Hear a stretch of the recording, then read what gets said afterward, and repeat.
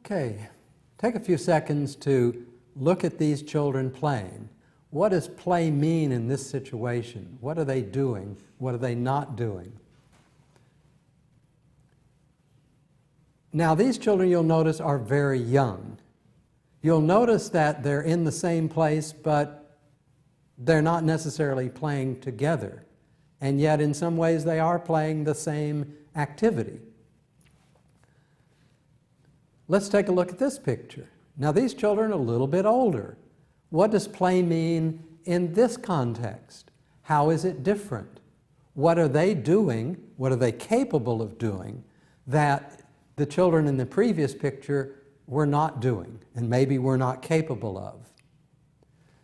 Play, as you can see, changes, and it seems to be because of cognitive changes in the child.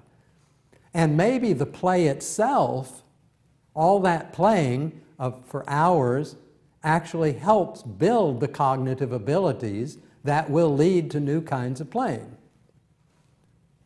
So let's look at play for a few minutes. Play sometimes has been called the child's work, the child's job. They learn through play.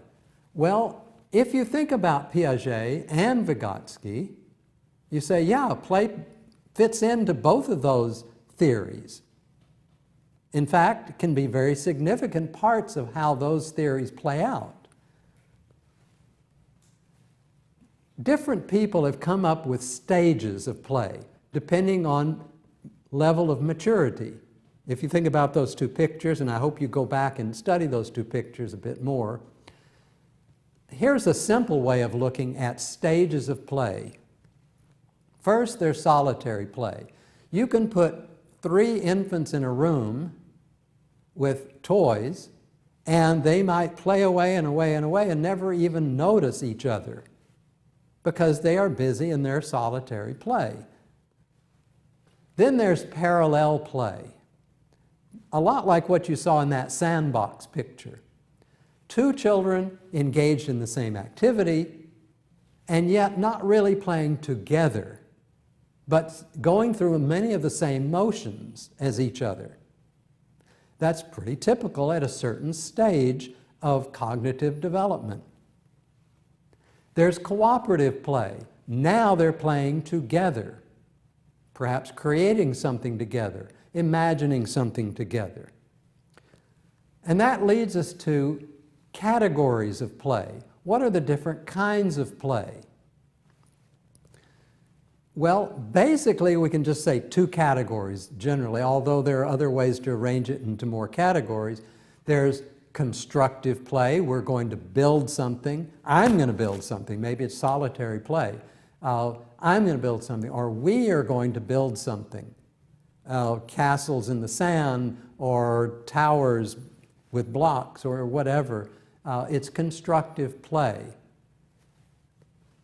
And the other is symbolic pretend play, which tends to come along later when there is more linguistic ability and there's more experience, more file folders and categories and things.